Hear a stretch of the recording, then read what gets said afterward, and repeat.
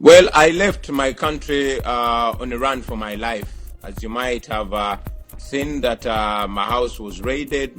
Mu mawulire ge tulinawo His Excellency Robert Kyagulanyi Ssentamu omulundi omulala azzemu okubeera nga alabikirako ku TV ez'enjawulo mu ggwanga lya United States of America n'okwetolola ensi yonna. Ayogedde ebigambo bingi nnyo era mu kiro ekikeeseza olunaku olwaleero. Jjukira olunaku lwajjo twakuwadde bye yayogedde mu summit emanyiddwa nga Onero Summit oba Onero Institute activity gyabadde etegese His Excellency Robert Kyagulanyi Ssentamu n'abaako bye yayogedde era ebyo nkakasa wabiwulidde bulungi nnyo. Mu ebyo mwe yayogeredde oba mwe yaleetedde ebyama ba religious leaders ensonga ezaali zibatutte mu maka ge magere ne bye bagamba mukyala we Babula Itungo Kyagulanyi. Kakati ate mukano ngenda kakwongera bulungi nnyo obeere ng'ate okamalayo. Mukano essira asinze kuliteeka ku bigambo by'okuteesa. Jjukira ebigambo bibadde bingi nnyo ebibadde byogerebwa nga bannabyafuzi bangi bagamba nti Robert Kyagulanyi Ssentamu oba ekibiina ekya National Unity Platform bali mu nteeseganya ne gavumenti ya General Kaguta Museveni. Okulaba butya bwayinza okuba ng'akomawo mu ggwanga erya Uganda awatali kumugulako musango gwonna. Okulaba butya ekibiina kya National Unity Platform bwe kikkirizibwa okusigala nga kibiina kya byabufuzi mu ggwanga erya Uganda newankubadde ng'olidde kimanyiddwa kiri recognized locally and internationally. Kakati mu katambi kano kogenda okuwulira era mu bigambo bino byogenda okuwulira ngenda kukusomera n'ekiwandiiko ekyo. Nkugambye bwe yabadde annyonnyola yannyonnyodde ezimu ku nsonga ezamutwala mu ggwanga erya United States of America. Jjukira wano bapropagandist bangi nnyo babadde bakyayina narrative gye batambuza ku nsonga ku ngeri gye yafulumamu. Kakati wano yabaanukudde kyamwetaagisa okutambula ensi 3 ku 4 okulaba ng'afuna a safe place we yalinnyira ennyonyi okubeera nga yeyongerayo paka mu ggwanga lya America era n'atubuulira ekimu ku byali mututte mu ggwanga eryo byali biki. Kakati njagala okutegeeza gwampuliriza era gwagoberera omukutu gwaffe nti ekimu ku byali bitutte His Excellency Robert Kyagulanyi Ssentamu kwe kulaba ng'ayengejinga ne kye tuyita international community, kwe kulaba ng'ayogerezeganya n'amawanga gano era wano we twamuwuliridde ng'abuuza eggwanga lya America nti musobola okuyimirira ne dikiteta wa Europe amanyiddwa nga Lukashenko. Jjukira omukulu oyo amanyiddwa nga Lukashenko naye dikiteta naye ensi zino zamuboola nga tezimutaddeko butezi sanctions kyokka wabula n'okuyimirira obuyimirizi naye oba n'okukolagana ne gavumenti ye bakiyimiriza. Kakati yababuuzizza maaso ku maaso n'abagamba naye basajja mmwe okumanya nammwe muli bannanfuusi yabatabukidde ku ttaka lyabwe. Yabagambye kijja kitya okubeera nga ffe waffe omusajja n'atulugunya n'akola ebikolobero n'obbiraba ne mubiraba naye ate ne wayita ebbanga ttono ne musindika officials bammwe ne beekubya ebifaananyi nga bayimiridde naye. Ebyo bigambo yabibabuuzizza. Kakati njagala tutandika n'ensonga eno. Waliwo n'ekiwandiiko ekifulumye ng'ekiwandiiko kino kiraga nti ate teyakomye awo kyafulumidde ku mukutu ogumanyiddwa nga Mail and Guardian.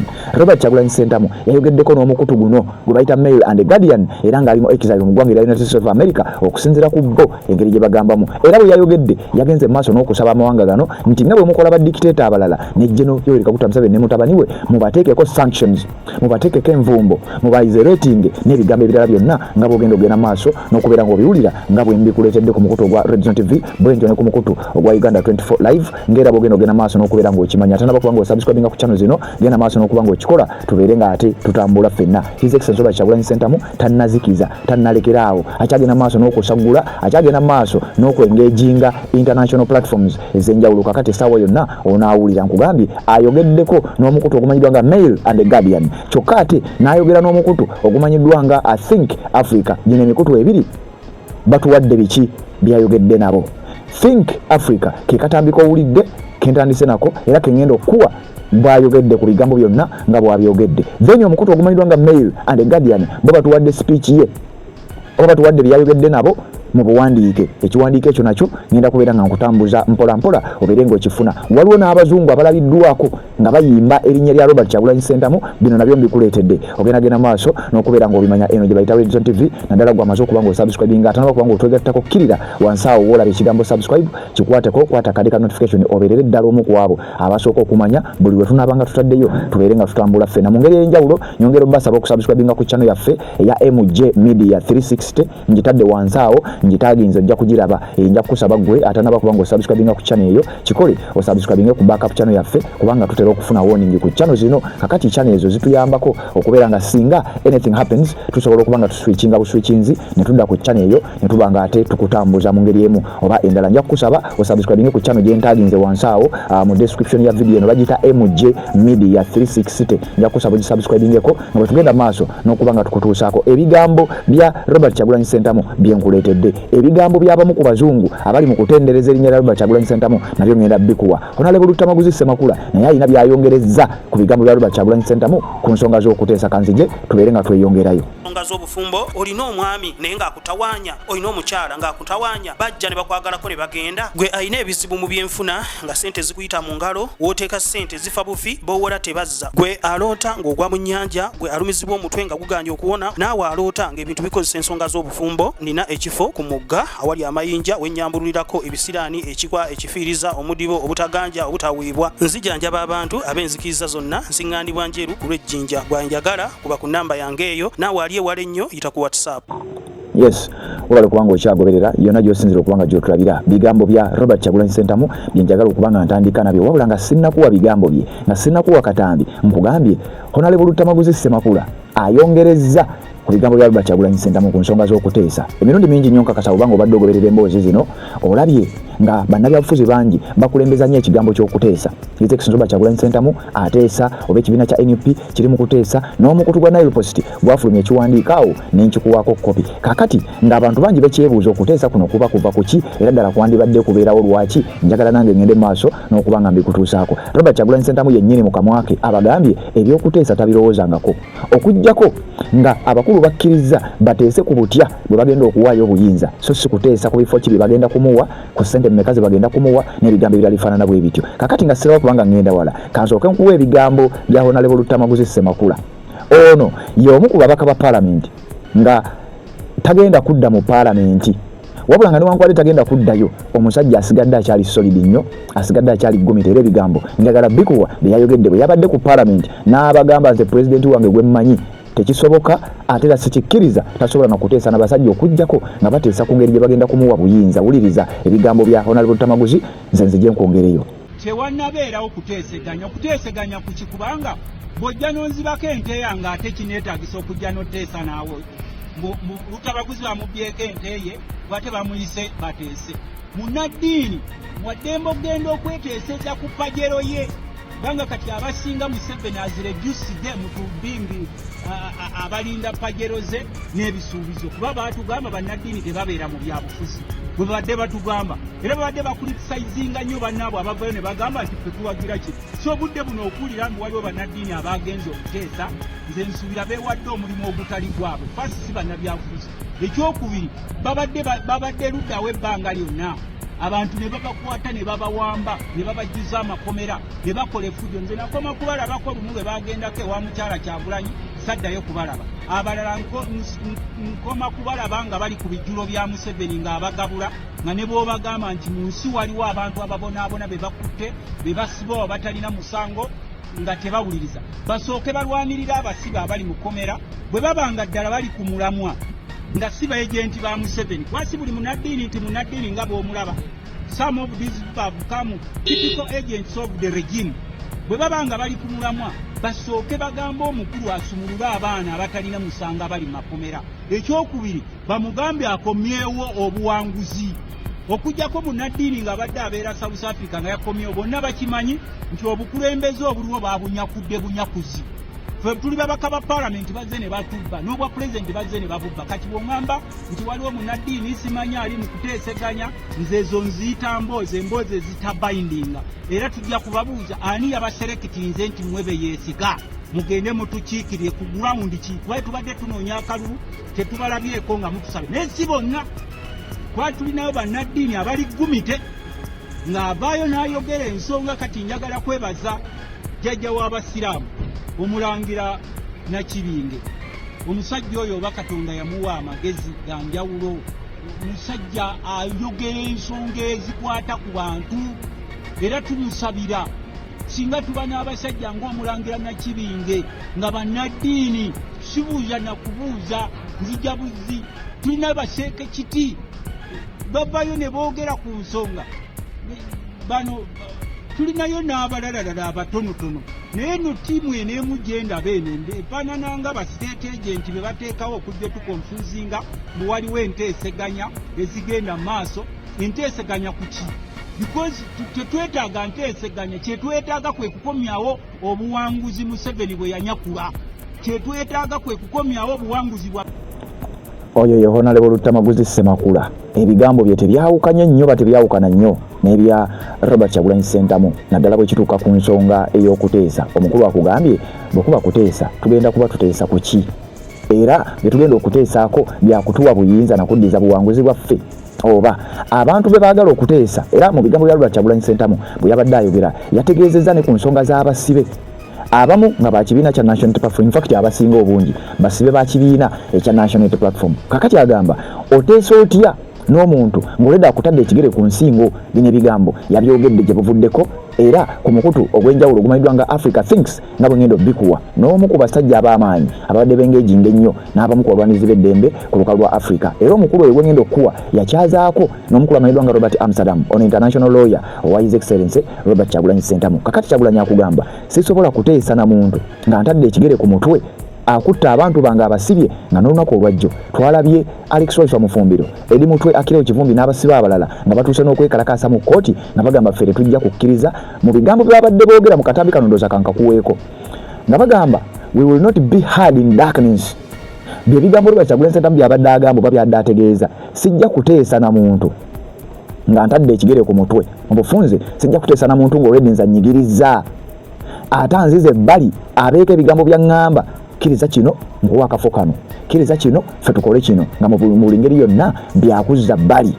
Kakati bana abasibe b'ekibiina kya NUP okwabadde Alex Royce Mufumbiro Akireo Kivumbi nabo mu kkooti bayinga ababadde bali mu kubakonviisinga bateeseze ebbali mu nzikiza kugamba babeeko bye basaba then wekuba kubata babeere nga babata. Ensonga lwaki baawuliddwa mu kkooti nga beekalakasa bagamba we shall not be hard in darkness, tetujja kuwulirwa mu kizikiza.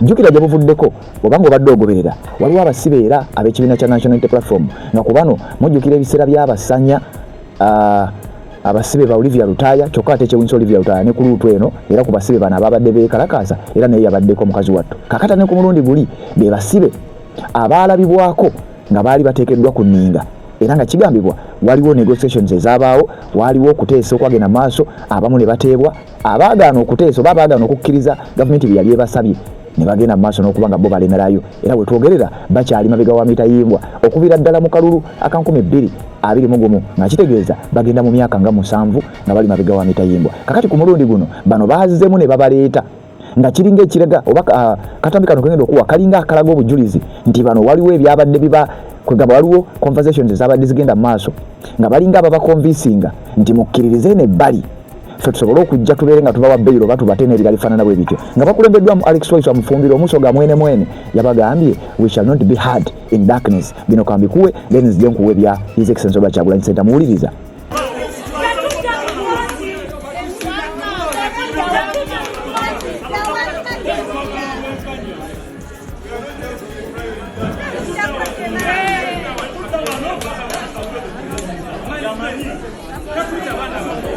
There is not justice in darkness. Everything the prosecution does is follow. We will not be hard in darkness. We will not be hard in darkness. We will not be hard in darkness. We will not be hard in darkness. We will not be hard in darkness. We will not be hard in darkness. We will not be hard in darkness. We will not be hard in darkness. We will not be hard in darkness. We will not be hard in darkness. We will not be hard in darkness. We will not be hard in darkness. We will not be hard in darkness. We will not be hard in darkness. We will not be hard in darkness. We will not be hard in darkness. We will not be hard in darkness. We will not be hard in darkness. We will not be hard in darkness. Our power.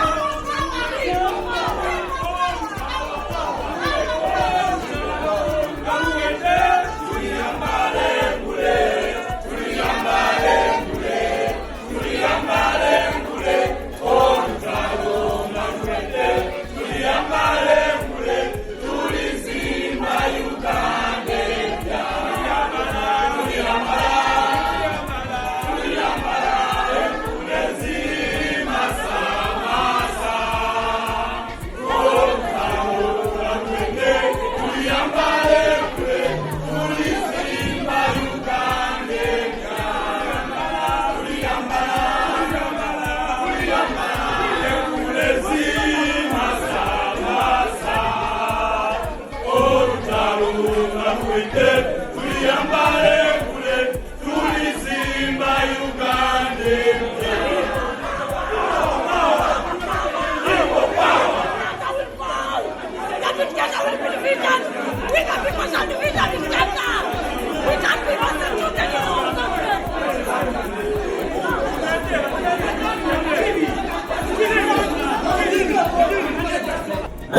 Byebigambo ebyawuliddwa mu kooti.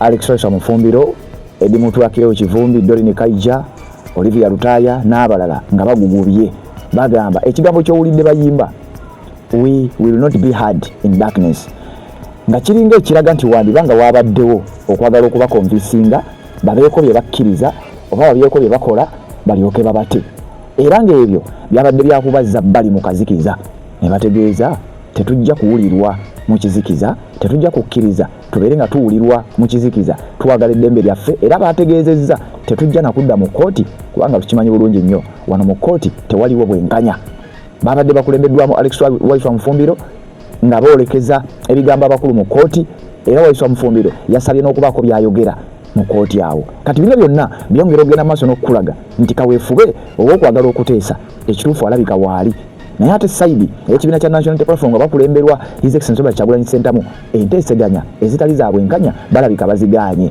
ebimu ku bigambo by'owulidde ebimu ku bigambo byogenda maaso n'okuba ng'owulira era ze zimu ku nsonga ze yayogeddeko ku mikutu egy'enjawulo nga bwe wawulidde era nga bwe twagenze maaso n'okuba nga tukutuusa kakati nga sinnakuwa speech ye yonna nga sinnakutuusa ku mbeera nga bwebadde oba ebigambo nga bwe yabyogedde njagala nsooke nkuwe engeri ebigambo gye yabyogedde ku mikutu egy'enjawulo nkugambye yayogeddeko n'omukutu ogumu okumanyiddwa nga Mail and Guardian era omukutu guno gwatuwadde ekiwandiiko lwaki Robert Kyagulanyi Ssentamu yayogeddeko nabo biki byayogedde nabo n'ebigambo ebirala nga buyinza okubitegeera nange n'ensalawo nzije mbere nga mbikutuusaako obitegeere bulungi nnyo gwampuliriza ku mukutu ogwa Religion TV omukutu ogwa Uganda 24 wamu n'omukutu ogwa MJ Media kuba nkugambye gino emikutu gyonna tugisinziirako ogenda maaso n'okuba nga tukutuusaako emboozi nga bwe zifaanagana oluvannyuma lw'okugaana era n'okutegeeza ensi nti ye tali wiringi kuteesa na muntu yenna naddala ng'enteeseganya ezo teziri ku butya eggwanga lyaffe bwe liganyulwa wabula ziri ku muntu omu butya bwasigala mu buyinza agamba ezo enteeseganya sijja kuzibeeramu newankubadde ng'ate by'ebigambo ebibadde bitambuzibwa ku mikutu egy'enjawulo kye yayogeddeko nagyo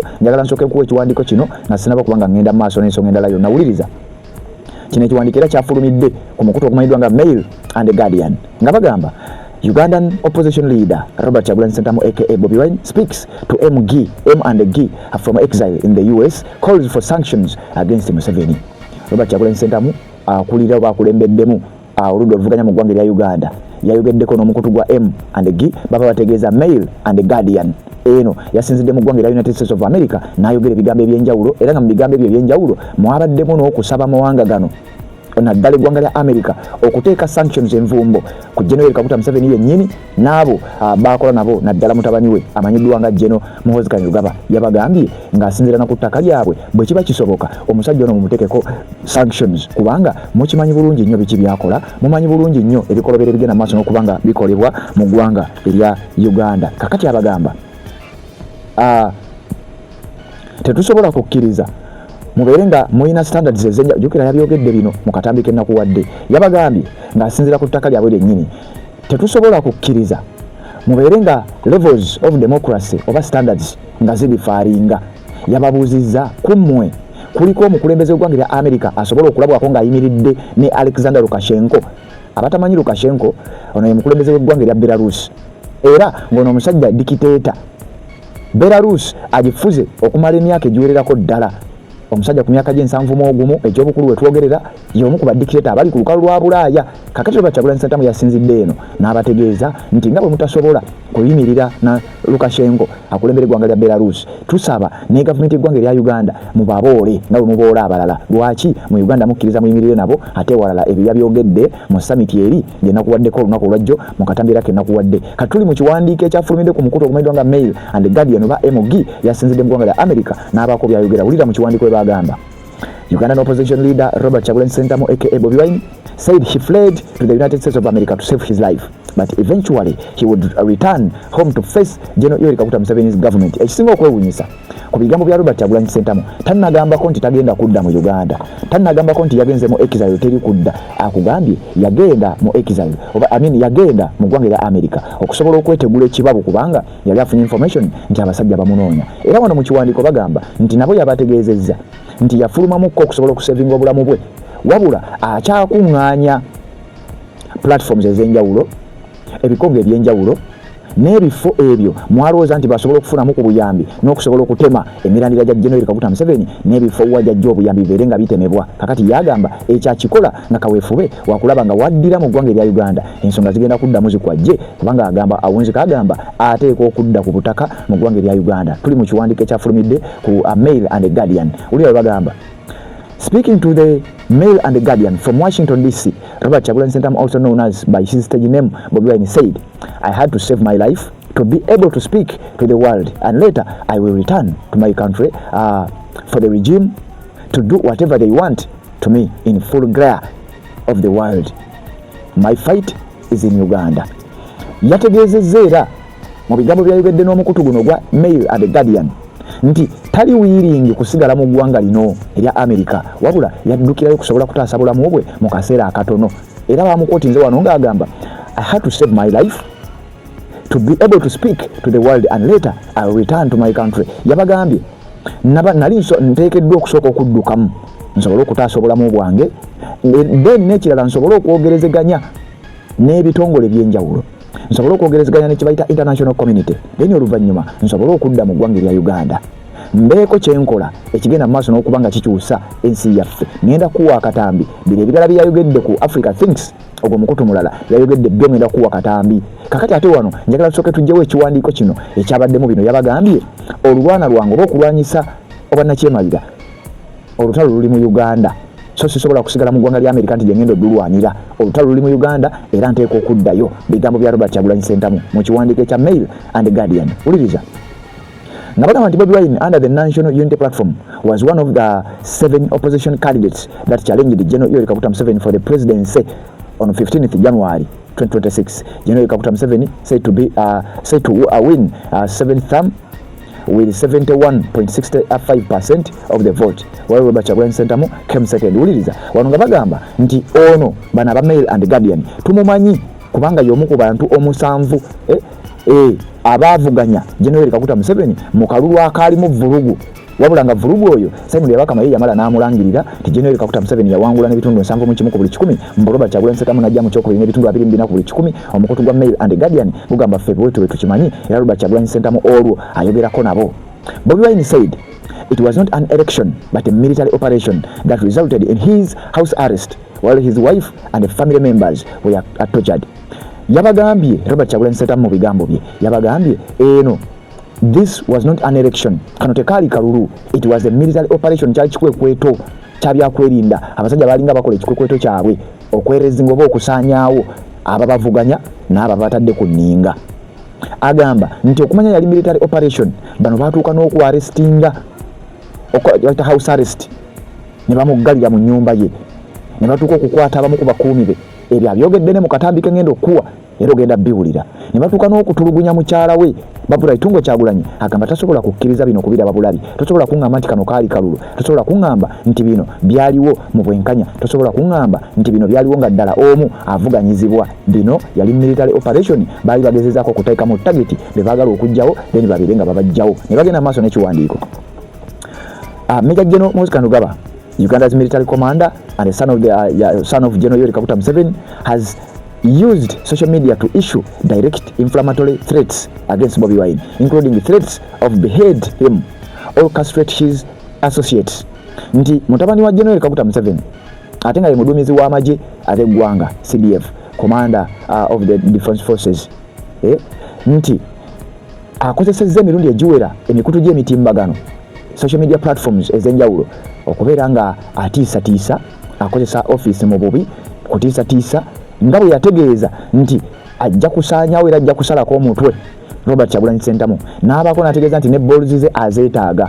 Bwe baagambira nti tebamunoonya, ye yavaayo n'atwitinga n'ategeeza nti nze omutwe gwe nguwagala, obanga mulamu obanga mufu. Ebigambo ebyo General Muhoozi Kainerugaba newankubadde ng'ebimu yabuvuddeko ebimu bizze bisiimuulwayo wabula ng'ate obujulizi bo busigala weebuli ne bagenda maaso n'ekiwandiiko nga bagamba batya. About his escape, he said he was assisted by some in the military and the police who also felt oppressed under General Yoweri Kaguta Museveni establishment. Kakati wano owulirizaawo nnyo. Jjukira olunaku lwajjo twakuwadde amawulire nga waliwo ab'amagye abagambibwa okuba nti baagobeddwa ne wabaawo era ab'amagye abaakyusiddwa okuva mu bifo. Zino ensonga nno zijja genda zitegeerekeka mpola. Kakati wano mu kiwandiiko bakugamba nti mu bigambo bya Robert Kyagulanyi Ssentamu yategeezezza nti mu kutoloka kwe oba azze ategeeza nti mu kutoloka kwe yayambiddwako oba yayambibwangako nnyo abamu ku bakungu mu bitongole by'okwerinda era mbu baamuyamba nnyo okulaba ng'asobola okubeera ng'afuluma eggwanga erya Uganda. Kakati ekyebuuzibwa be baani era obuyambi buno baabukola batya? Ekigambo kino kirabika nnyo era abantu abasinga obungi bakivumirira nnyo bagamba nti bwe twogera bwe tutyo tubanga abatadde abantu abamu mu target babeere nga bakubwa babeere nga batuusibwako obulabe n'ebigambo ebifaanana bwe bityo. Naye nze munnaye nkuwa ebigambo nga bwe bizze bwe mbikutuusaako nze gwe gwange. Ulira bwe yagambye bamukooti nze wano. There are many oppressed men and women in the uniform, and these are the people who helped me to escape. That's why, to me, the issues is about the Ugandan people versus their oppressor.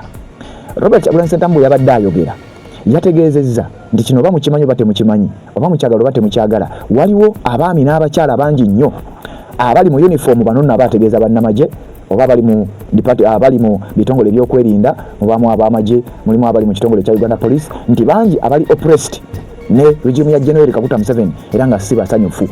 Agamba nti nayambibwako abamu ku bo abali oppressed abatakkiririza mu bukulembeze bwa General Kaguta Museveni abanyigiriziddwa obukulembeze bwa General Kaguta Museveni so bangi banyambako okulaba nga nsobola okutoloka banyambako okulaba nga nsobola okubeerawo. Kakati njagala obategeeza nti olulwana luno lwe tuliko olw'okulwanirira eddembe teruli wakati wange na Museveni, luli wakati wange ne bannayuganda kubanga bannayuganda bali oppressed bangi nnyo ng'abamu nkugambye bali ne mu bitongole by'okwerinda.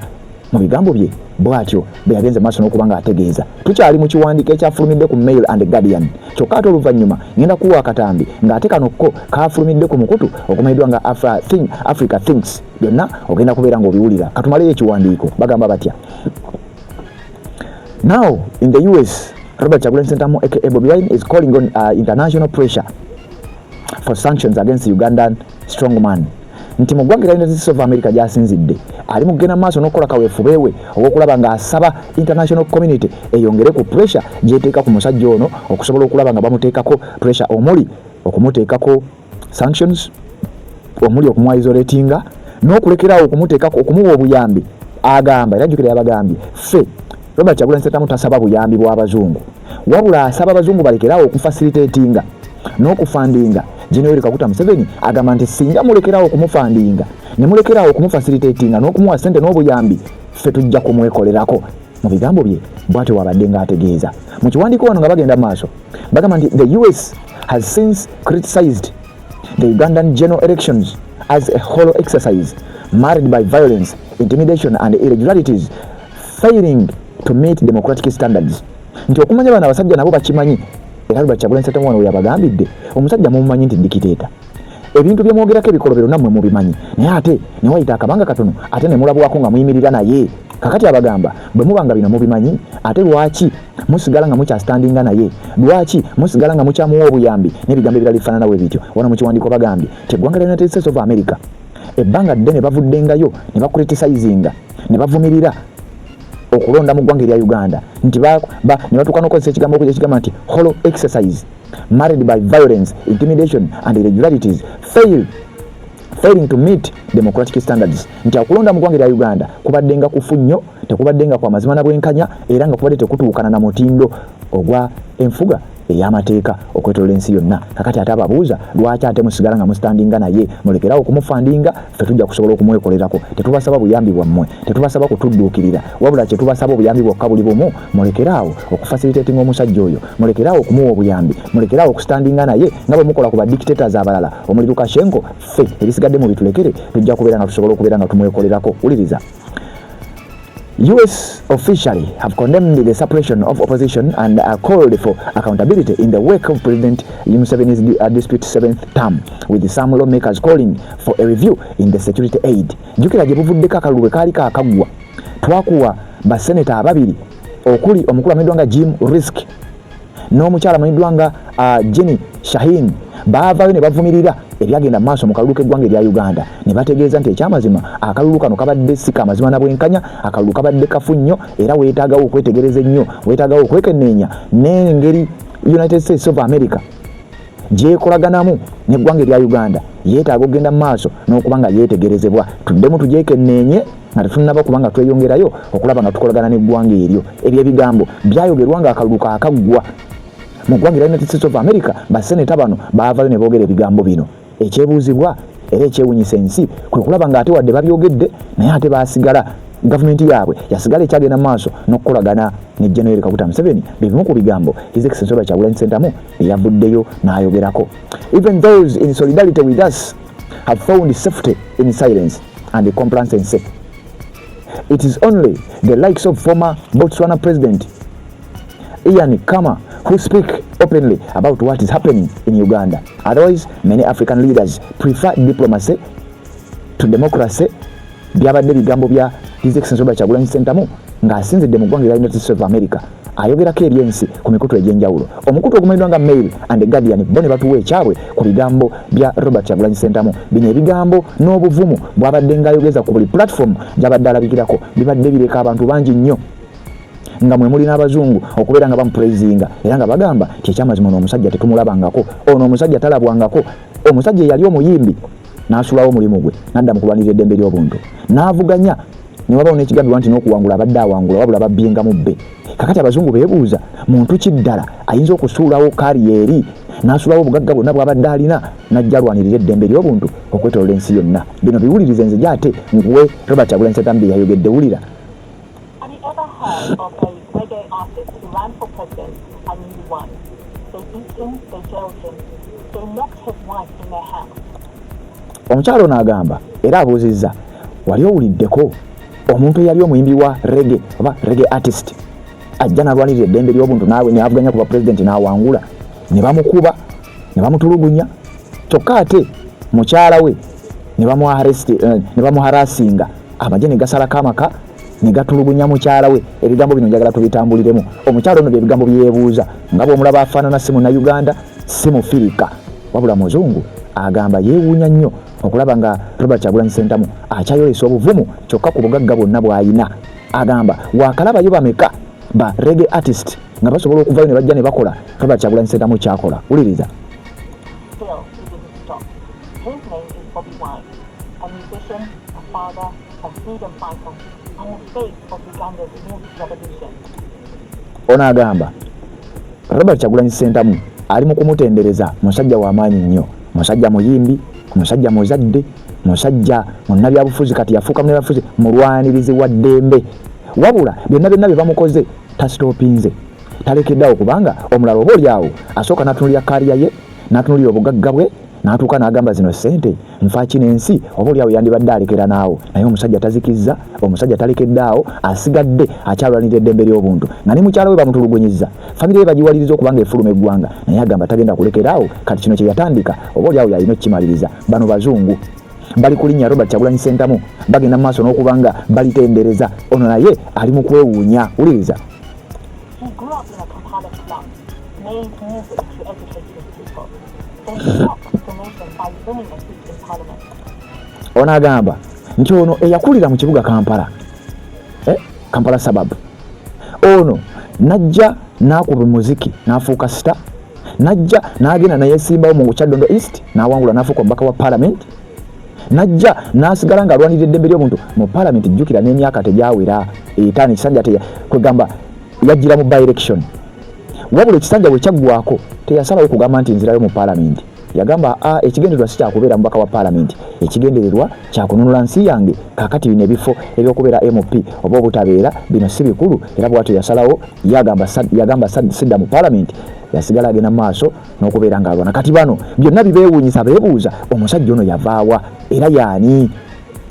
At just 38, he ran for president against a man who ruled since 1986.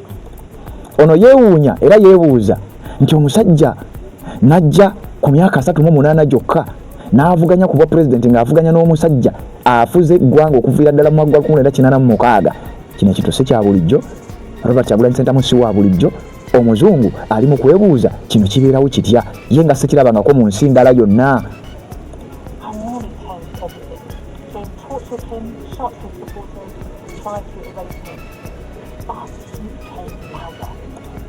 Ono era agenda maaso n'okwebuuza era n'okwewuunya nti omusajja Robert Kyagulanyi Ssentamu okumanya wanjawulo yajja n'akyusa buli kimu ne bamutokyalinga ne bakuba abantu b'amasasi ne battibwa wabula n'atalekera awo kyokka ate ne yeeyongera bwongezi kubeera muzibu ku lukalu lwa Africa tetumufunangayo.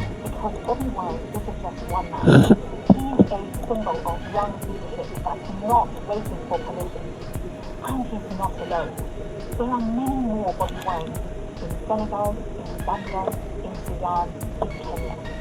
The old guard may be clinging on, but Africa's future is already Ono agamba nti olwa influence ya Robert Kyagulanyi Ssentamu tulabye Bakyagulanyi bangi abatandise okumeruka mu mawanga nga Senegal, mu mawanga nga Kenya ne mawanga amalala ku lukalu lwa Africa batandise okumeruka olwa influence ya Robert Kyagulanyi Ssentamu. Era agamba nti omusajja ono atandise okukyusa kumpi buli kimu kubanga kati eneefuuse force. Kizibu nnyo okulaba nga enaawoneka. Yeebuuza Robert Kyagulanyi Ssentamu yavaawa. Because the next African leader might be a rapper, a poet, a dancer, a freedom fighter. Just like Bobi Wine. This is the African in a nutshell. On his credit. Kakati ebigambo biwulidde omukyala atendereza yeebuuza ddala omusajja ono yavaawa. Era omukulembeze agenda okubeera ow'entomo era ow'amaanyi ku lukalu lwa Africa yandibanga agenda kubeera muyimbi, yandibanga agenda kubeera raapa, yandibanga agenda kubeera lasita ng'oyo si mulala ye His Excellency Robert Kyagulanyi Ssentamu asobodde okukyusa kumpi buli kimu. Kakati bano bali mu kukyebuuza beebuuza kino kisoboka kitya. Kakati oluvannyuma lwa bino byonna nga mbikulaze njagala nkuwe speech oba ebigambo His Excellency Robert Kyagulanyi Ssentamu bye yayogedde bwe yalabikiddeeko ku mukutu ogumanyiddwa nga Africa Thinks, n'omu ku basajja abasinga okwagala Africa era abasinga okuinterviewinga ba freedom fighters ku lukalu lwa Africa. Njagala obiwulirize bulungi nnyo His Excellency Robert Kyagulanyi Ssentamu bino yabyogedde, oyinza okuba wabiwuliddeko naye simanyi bw'oba tonnabiwulirako samoya walala wonna, njagala oteeka amatu ku mukutu guno.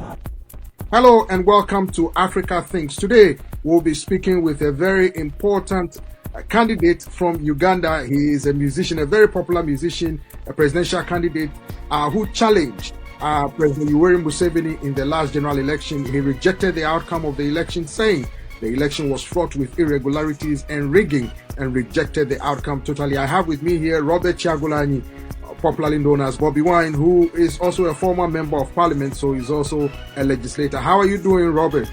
Bobi Wine. I'm all right, my brother. Pleasure speaking to you. Same here, same here. So you are here in Washington. What is your main aim of coming here in Washington, to Washington?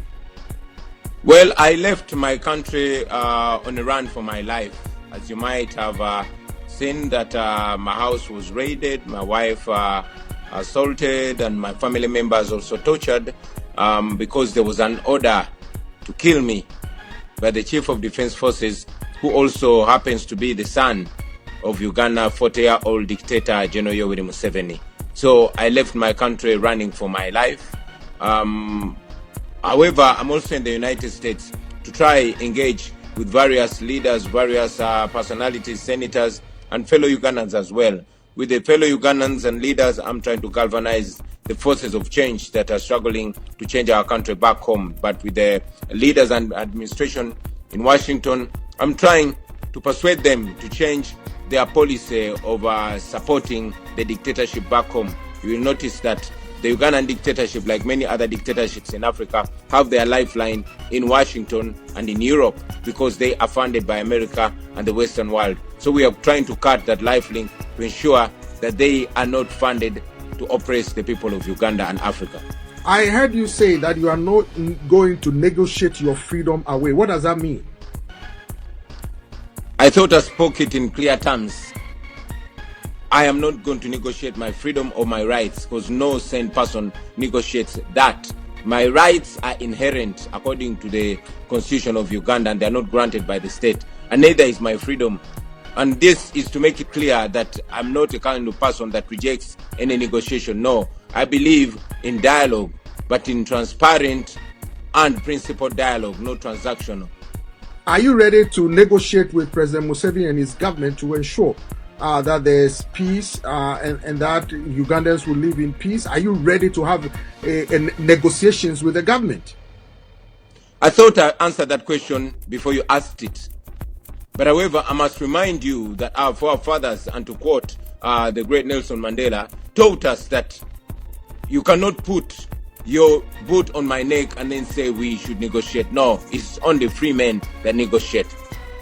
So let me ask you, because last time I heard some Ugandans say that you and President Museveni basically have a passion for Uganda. He wanted a change. He took guns. He went to the bush and came to power by the barrel of the gun. You want change as well. So the change mandate, or the change that you seek, both of you are on the same playing field. How do you respond to such comparison between you and President Museveni in terms of wanting change to happen in Uganda? I would definitely not dismiss the fact that once upon a time General Museveni loved, or is seen to have loved his country. He, at my age, he was saying exactly what I'm saying, and probably even more eloquent. But as we've been taught by history that power corrupts and absolute power corrupts absolutely, General Museveni said that Africa's problem in general, and Uganda in particular, are the leaders that overstay in power. He said this 40 years ago.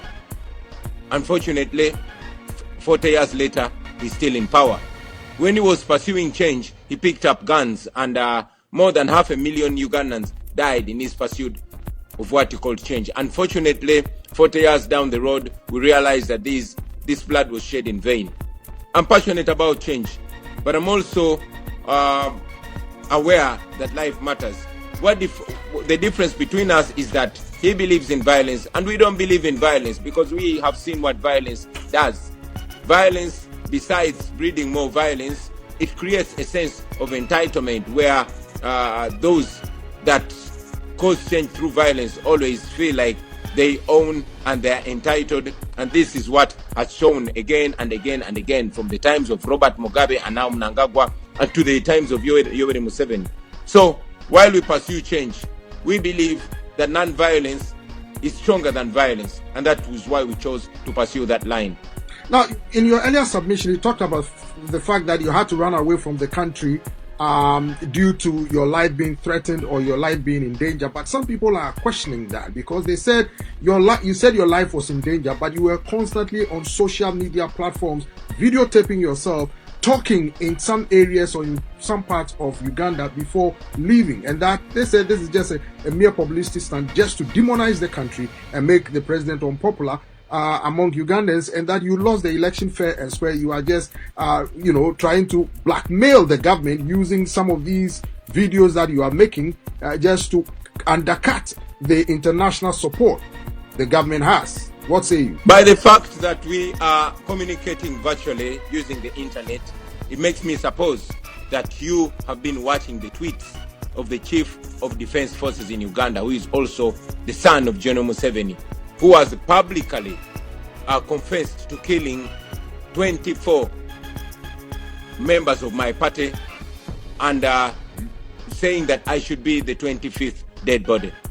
I'm sure you have seen him promise and indeed fulfilling the promise of abducting my people, beginning with my bodyguard, who was abducted and tortured under his basement, and he did this live on social media. I am sure you are aware that my house was raided on the 16th of January, just one day after the election, and I had to run away from my home. I am sure that you have seen that on the 25th of January, again my house was raided and my wife beaten so bad that she ended up in hospital and she had to escape from the hospital bed to sneak out of the country.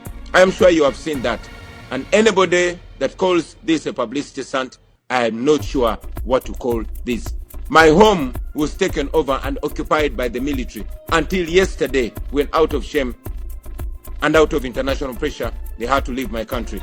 Now, if raiding, torturing my family, and occupying my house after ramshackling it is a publicity stunt, I don't know, is it my publicity stunt or the publicity stunt of the Ugandan military? I ran out of the country. I ran out of my house, but I was able, just like I was able to outsmart and beat the Ugandan military, which had surrounded my house, to leave my house. I was able to beat them to close to 2 months when I was within the country. But I had, like I mentioned, that I ran out of my house and was in hiding to be sure that I communicate to the world. I'm sure if I stayed, I would either be dead or completely tortured. I would not be able to communicate to the world. But ever since I left, I've been able to offer leadership to the forces of change. And indeed, I'm able to communicate to the world like I'm doing now. So if me being able to communicate to the world and expose the atrocities of the Ugandan regime is a publicity stunt, then I don't think that's a bad publicity stunt, is it? Well, some people are accusing you of muddying or dirtying up the image of Uganda as a partner to Western countries to bring stability and peace and political peace in the East Africa region, and that by constantly bombarding the international community with what they say fake news of human rights violations and harassment is basically muddying and dirtying the international image of Uganda, basically preventing people from coming to invest in Uganda there. Yeah, but if there's anything or anybody that is denting the image of the country, those are the atrocities that are being done in our country. You know, where the actions of Adolf Hitler are the ones denting the image of Germany then, or those that exposed it. It's very unfortunate that we seem to we keep having gaslighting, where the victim is demonized while the culprit is trying to play innocent. You know, the tortures, the extrajudicial murders that are going on in Uganda are not, orchestrated by me, but by the regime. On the 18th and 19th of November 2020, there was a massacre in the country. I did not kill those people. The Ugandan government killed those people. We went into an election which you and all the world saw turned into a military operation. I did not torture the Ugandans. I did not kill the Ugandans. The Ugandan regime killed the Ugandans. The Electoral Commission gave me a security detail, but at the end of the campaign, the entire security detail that was given to me was arrested, and now they are detained just because they did not spy on me. I did not do that. The regime did that. As we speak right now, my personal assistant called Sheriff Naja had his house raided and his wife abducted. The wife of Sheriff Naja is now missing for more than 2 weeks. I did not abduct her. The Ugandan military abducted her, and this happened on camera, and we showed it to the world. Now the blame does not go to me. The blame goes to those that are charged with the duty and mandate of guarding and protecting Ugandans, but instead abducting them and torturing them. If the Ugandan regime wants a good image for the country, let them respect human rights, let them respect democracy, let them respect the rule of law. You talked about the election. Some people are wondering whether you legitimately won the election as you claim, because they argue if you have evidence of election mismanagement, irregularities, or rigging like you claim, where is the evidence? They argue to present it before the court of law, to argue your case in court, rather than just saying that the elections were rigged without providing any empirical proof to back up your allegation, they argue. What do you say to such critics? We had a general election on the 15th of January 2026, but by the 14th of January, more than 400 leaders of my party had been abducted and they were missing. These include two of my deputy presidents, my deputy president of Northern Uganda and Western Uganda, who are women. They were abducted and held in a military barracks in Kasenyi, commanded by General Museveni's son, Muhoozi, who is the head of the security forces.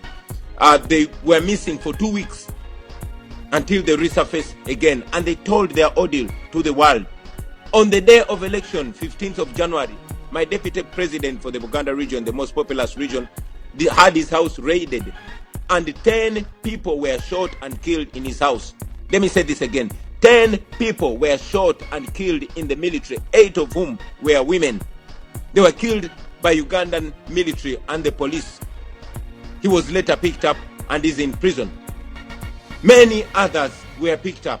Majority of our election observers and election agents were picked, and many of them are still missing, while others were kept in prison for various days and later on freed without no charge.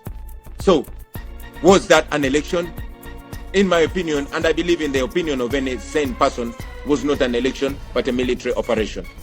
So let me ask you this question, because some Ugandans have been telling me that, like your former colleague, Dr. Kizza Besigye, who is in jail right now, he left the FDC, handed over to somebody, endorsed somebody to run as a presidential candidate. They are wondering if the leadership you provide will also get you there to support somebody else to peacefully contest against the government, as they argue, or the ruling National Resistance Movement, NRM. They argue if you will have that capacity to see Uganda as bigger than yourself to support somebody else, because they argue that you have fallen out with a lot of people who have capacity, who you believe could equally be have that capacity to run as presidential candidate of the National Unity Platform, your party. NUP, what say you? Now, Peter, I am glad. First of all, you seem to be in a rush to sweep me off the matters that are concerning and are pertinent right now. But I'm very glad you mentioned Dr. Kizza Besigye. Dr. Kizza Besigye is a veteran political leader who was close to 2 years ago abducted from Kenya by the Ugandan regime and illegally brought to Uganda, charged illegally in a military court, and now he continues to be in prison. So that should further show you the kind of the regime that you seem very, very eager to protect or have its atrocities swept under the under the carpet. No, I'm not sweeping. When I was showing up, I didn't know. I was not dying to be president. My desire is to have a free country, to have a country that works for everybody. We have a dictatorship. We have a president that has been in power for 40 years and counting, and that is our urgent fight right now. Our fight is to see democracy in our lifetime. Our fight is to have an election where people have the right to vote, where a vote counts. We are fighting for a vote right now. My question is, what are you willing to do? You are talking about the fight for democracy, peace, and the respect of human rights. The question I'm asking is, what are you willing to do in your capacity, peacefully, to see these enumerations actualize in Uganda? Everything. I am willing to do everything moral and constitutional to see a free, peaceful, and democratic Uganda. That is my dream. I'm a firm believer in democracy. And I must tell you that I'm leading a generation that is full of capable, talented, and qualified young people. Which young people we strongly believe will be able to usher our country to greater heights. You called for sanctions to be placed on certain people in Uganda, targeted sanctions, as you call them. How feasible is this? And do you think the people you are having negotiations with will impose those sanctions that you seek?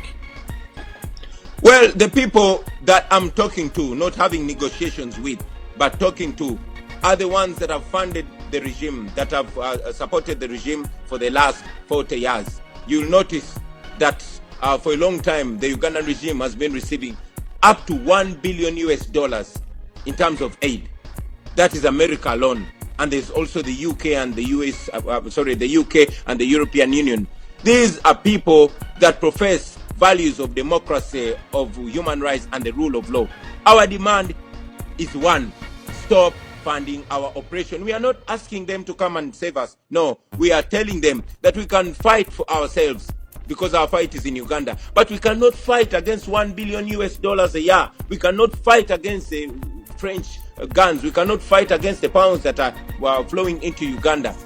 We are only asking them to tag the aid that they give to the regime of Uganda to the values, to condition it to democracy and human rights. And I've said it many times that the standard of human rights in Uganda should be the same in Europe. I have not seen European or American leaders standing shoulder to shoulder with European dictators like Lukashenko, Belarus. So we are asking them to treat Africa at the same level of democracy and human rights like they do to the rest of the world. With this fight that you've taken upon yourself and, rallying the young people of Uganda, what do you think are the prospects of success that you see on the ground so far? If you have been following what's in Uganda, I'm sure you have seen how massively the people of Uganda, especially the young people, are yearning for change. When we went into this election, we were not oblivious that we are under a military regime. But we went in with a belief that even if the opportunity and the possibility of change is 1%, it is worth the fight. And indeed, the world saw the young and the old, the rich and poor showing up to express desire for change. We are confident that it will happen. We always look back in history. Mandela taught us that it always seems impossible until it's done. We have seen examples of countries that had dictators that were more funded and were more able and had stronger armies, like Sudan, like Egypt. But they fell under the unwavering pressure of the people. And we know that the regime, the dictatorship in Uganda will fall. There's never a rise and rise of a dictator. No, it is always the rise and fall. And therefore, I can guarantee you that it will never be the rise and rise of General Museveni. No, there was the rise and now there is the decline, which will ultimately become the fall of General Museveni. Talking about a decline, what do you mean a decline? Because the last time I checked, the recent elections, showed that the President Yoweri Museveni got close to about 70% or so. So what is the decline? Explain to me what the decline about means. Probably the last time you checked, you did not check right.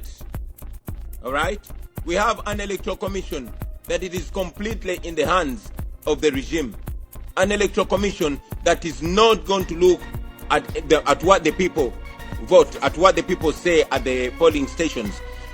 I'm sure you are aware that the internet was switched off 2 days to the election. You've not seen that in your country. It happened in Uganda. I'm sure you have seen the military completely taking over the election. And what came out of the polling stations is not what was declared by Mr. Byabakama, the electoral commissioner, the head of the electoral commission, who is a Museveni puppet. That is not what he did, what happened. So I'll tell you that what you saw declared was just, a declaration of the military. He was just ordered to declare what was declared. I'll tell you that majority of the members of parliament in our party won on all polling stations in the capital city. I'll give an example of Alex Waiswa-Mufumbiro, of David Lewis Rubongoya, and others that won on all polling stations, but they were orders from the regime about who should be declared and who should not be declared. So what was declared by the Electoral Commission is completely fake, is completely wrong, and does not in any way reflect the will of the people of Uganda. Now, before we go, Robert Kyagulanyi, otherwise known as, or popularly known as Bobi Wine, concerns have been raised about the respect for human rights in the East Africa region and parts of Africa. As a main opposition leader who has been championing and calling for the rights of individuals across the continent to be respected, what say you about this? Because people in East Africa have been complaining for some time about right abuses. However, the governments of these countries are saying that their mandate is to protect the life and property of people, as well as maintain law and order. And some of you opposition leaders act as agitators to cause disaffection and undermine the territorial integrity of these countries. So what say you about these back and forth as we see it from here? You will notice that all those words are just, big English words that are being thrown around to cover up for evil. I have just told you that in the most recent days, My personal assistant called Sheriff Naja had his house raided because the military thought I was hiding in his house. His wife was abducted. She is missing for 2 weeks now. We don't know what is happening to her. And we have a regime in Uganda that is notorious of torturing people, killing people, and raping women in custody. Many young men have come out of custody, complaining of being sodomized in custody. Now, this is a regime that abducts people and keeps them missing for weeks, sometimes months. Some have not shown up again. We have 18 families that are demanding for their people. They've not shown up again. We have seen others that show up gravely tortured, medieval torture. This is what we're dealing with. It is happening in real life. And I expect young Africans like yourselves to be concerned, because when this is happening in Uganda, it is a signal that it can happen anywhere else. People used to think it's only happening in Uganda, but abductions have been now, exported to Kenya, exported to Tanzania, and before you know, they are going to be exported to your country. I've always said it to all people, whether you are a politician or doctor or journalist like you, that nobody is safe until we are all safe. Thank you very much, Robert Chagulanyi, popularly called Bobi Wine, for joining us today here on Africa Things. We wish you the best, and we hope peace returns to Uganda. Thank you very much for having me. Thank you.